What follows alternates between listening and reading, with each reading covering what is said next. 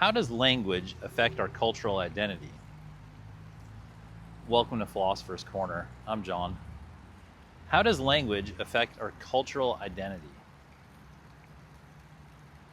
In a sense, language is our audio cultural identity.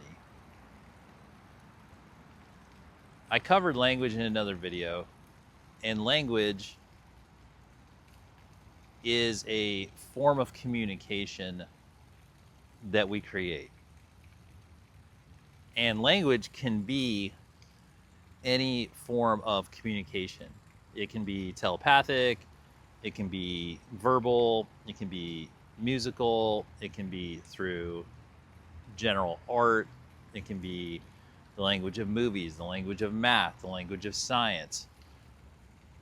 Any form of agreed upon communication can become language.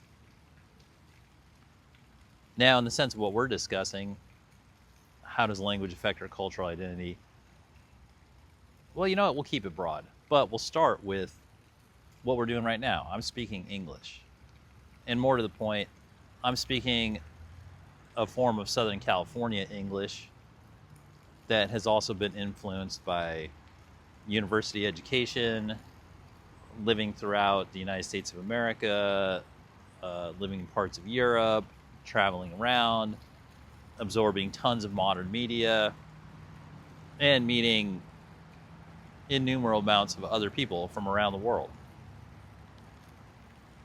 And so now, the version of English that I'm speaking to you is 21st century Southern California pan-global common English,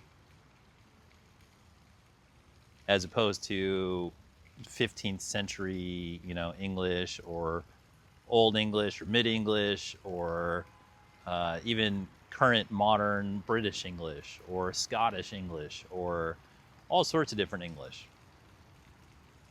In fact, I like to tell a lot of people, I say, I speak English, but I speak 1,000 forms of English. Because as I travel throughout the country, I have the ability to speak Southern English, or Northeastern English, or poor English, or rich English, or I can speak throughout all the different ethnic versions of English. I can use all sorts of modern slang. I can use new slang. I can use old slang. I have proficiency in all these different dialects. I have proficiency in all these different offshoots of modern English, based on region, based on socioeconomic level, based on types of metaphors we use, all sorts of things. And that sort of gets to the point about the place that language plays in our cultural identity. For instance, Americans, the classic example is, if you take a few Americans and you ask them to describe a soft drink to you, and if somebody says, I'll have a Coke, you kind of know where they're from. If they say, I'll have a pop, I know where they're from. And if they say, I'll have a soda, you kind of know where they're from. And that sort of telltale sign in the language is prevalent for most things. The famous musical My Fair Lady is about a professor, Professor Higgins, who is a speech coach, and he occupies a position in the aristocracy of England. And he has a bet with his friend, who's this ex-military guy who also has a position within the establishment, that the only difference for passing in English society at that time was the level of the language. So he makes a bet with his friend that he could take a flower girl, who at the time that's very low on the socioeconomic level. He could take any common flower girl who speaks with a terrible low-class accent, and if he had the chance to train her, he could pass her off as royalty. And so he does. He proves his point. He gives her elocution lessons and erudition, and teaches her how to speak properly, and passes her off, gets her into these balls, and everybody gives her a backstory, and then everybody accepts her as upper class and even royalty. Of course, in that story, he falls in love with her, and it exposes what the ignorance of his heart was, because he had been a lifelong bachelor and he had been prejudiced against the lower classes, and then through working with this woman, he falls in love with her, and it shows the power of language. At first, it kept them apart, and then it brought them together.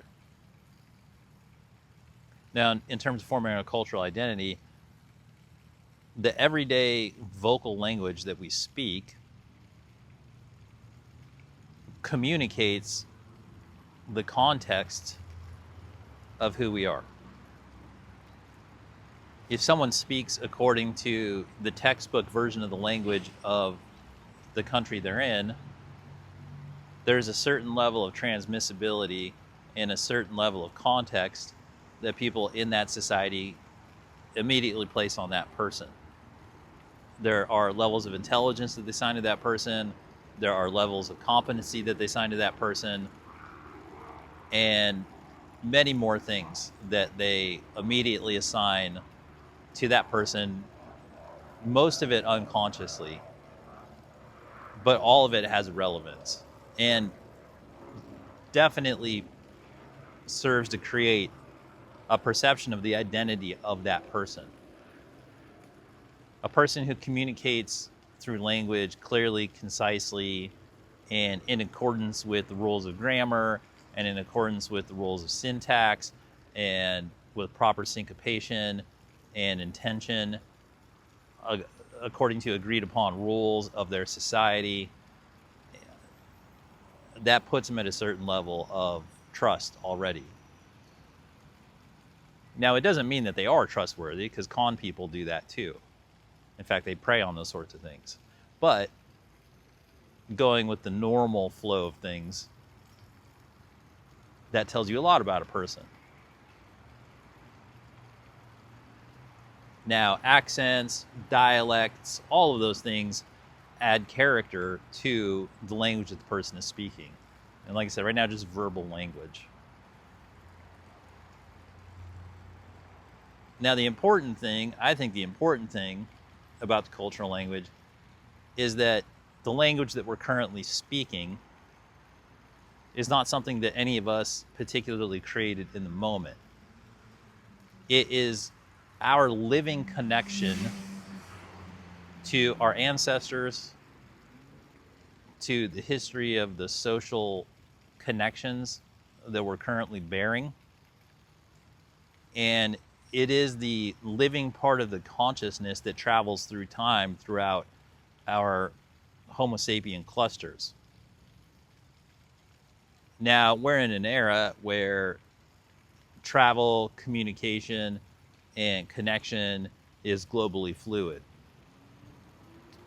So the languages, as a consciousness around the globe, are starting, they've been coming together for a long time. Now, in the modern world, English tends to be the universal language. If I were guessing, Chinese, probably Mandarin is probably the second most spoken language on the planet just by volume of people in China. But in terms of global accessibility, it's probably English first. I don't know what would be second. It's either probably Spanish. It's probably Mandarin, then Spanish, maybe German. And for a while there, French was at the top because that was the language of science. But essentially now, the universal verbal language, the base language, is pretty much English. But it's not British English, it's more modern standard English. And modern standard English, its cultural roots come from America. And when you say that, or when I say that, it means that it's really the world's language.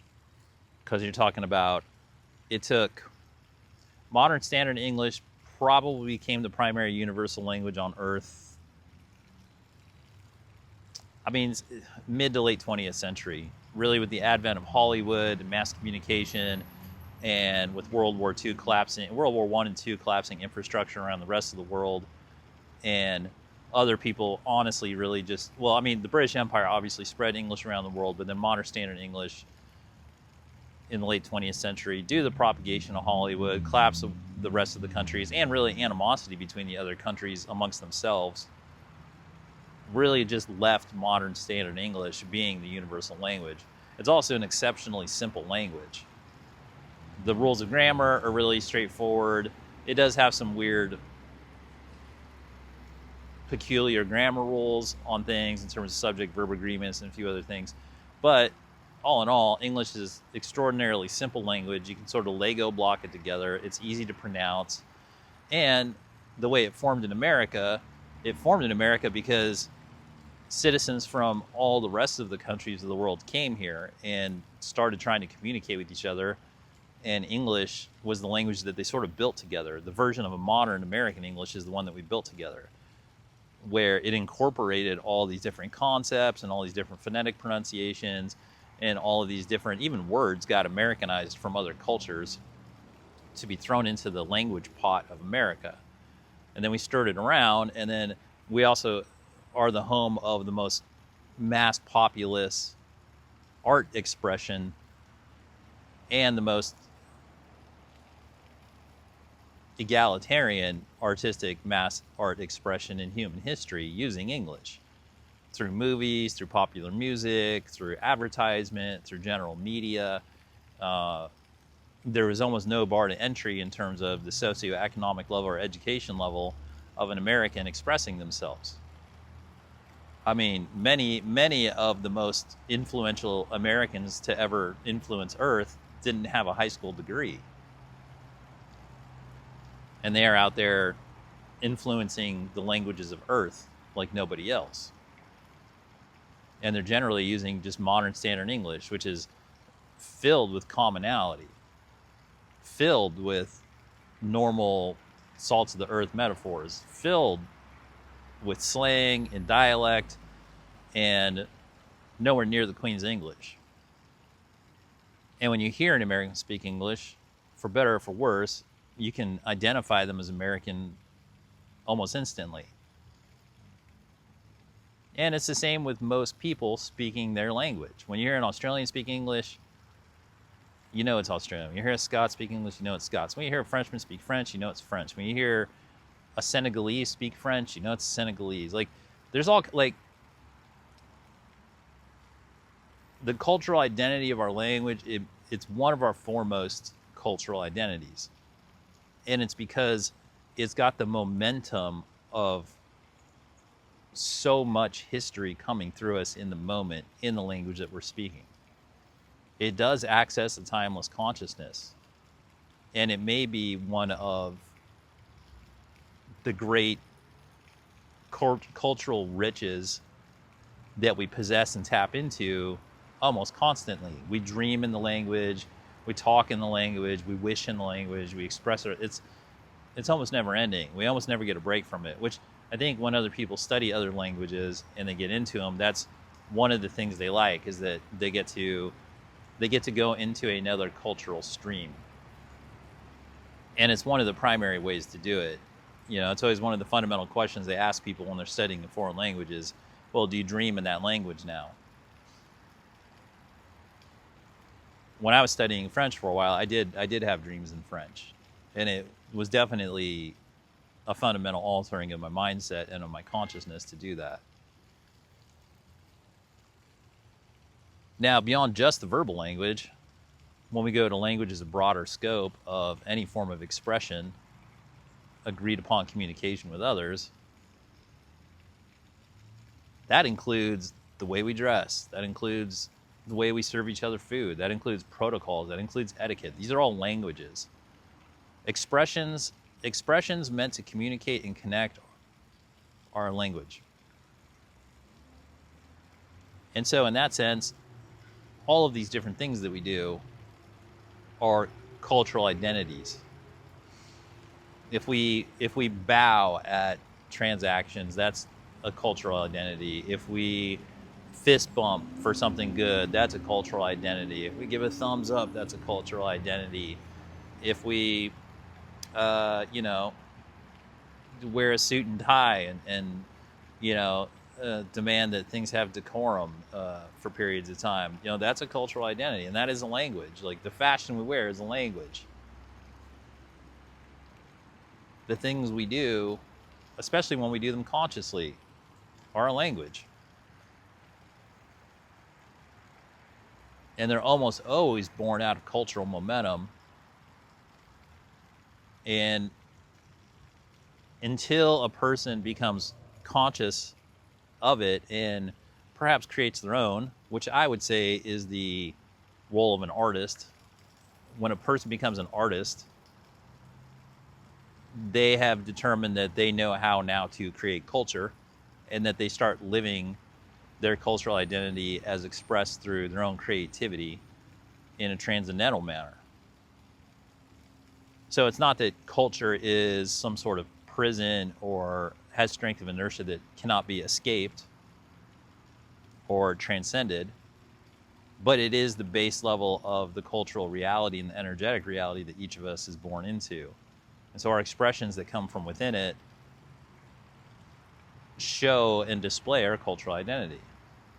And I know in the modern era, cultural identity is associated with so many different things and they try to get pinned down. But the reality of it is that wherever we're at in the now is our current cultural identity. And it doesn't always sound as exotic, you know, like if you live in the San Fernando Valley in Los Angeles and you drive a Hyundai and you live in an apartment and you eat at Taco Bell and you have a job, then that's your current cultural identity. You have connections to ancestors. Those ancestors, they might have come from Switzerland, they might have come from Mexico, you know, they might be European bankers, or they might be, you know, Aztec warriors, right? But if you're sitting in the San Fernando Valley eating Taco Bell in your apartment, you're a modern American. And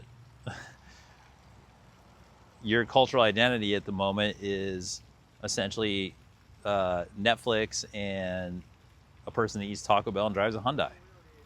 And, you know, listens to rap and hip hop on Spotify and speaks in a certain way and enjoys your life a certain way and you express yourself a certain way. And in that person, in that made up example, you know, maybe one of the ways they express themselves is they bought a huge subwoofer for the Hyundai and they go around, they, you know, play bass music really loud, and because they're expressing their feeling of power and dominance, right? Getting that into the environment. And then they hang out with their friends and, you know, they smoke a little bud and they get swaggy and they like dap each other up and they're feeling good about themselves, and that gets them into the flow of their culture. And then, you know, they're feeling good, and then they meet a mate, and then all of a sudden, you know, things are going well. And that is where you're at, right? So now that's your modern cultural identity. And that's not to say you're still the momentum, you're still the fountainhead of all the ancestral cultural DNA that brought you into this moment. But it's important not to be blind to what your actual real cultural identity is in the moment. Like, I'm a person sitting on a bench in Beverly Hills doing philosophy videos, and you know, I went to West Point and I've lived all around the world, and I've been a military pilot and a comedian and da da da da da da da. And so here's where I'm at. I'm a modern American sitting here communicating on the internet around a bunch of people and talking to you and being on YouTube, right? And so YouTube is my language right now. It's an expression. So I think we get the idea, right?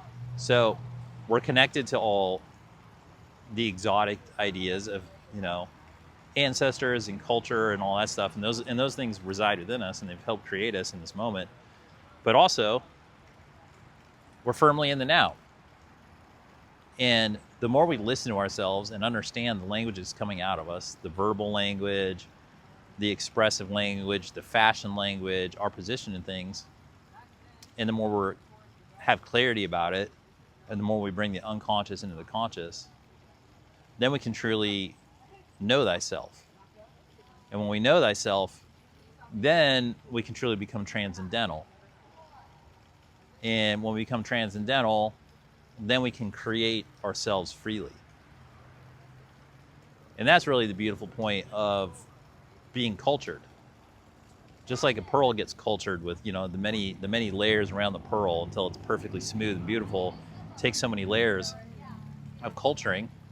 When we have so many layers of culturing and we become self-aware of it and we can participate in the process consciously, then we become something truly beautiful to the universe. Well, thanks for spending some time here at Philosopher's Corner. I hope you found it helpful, and have fun.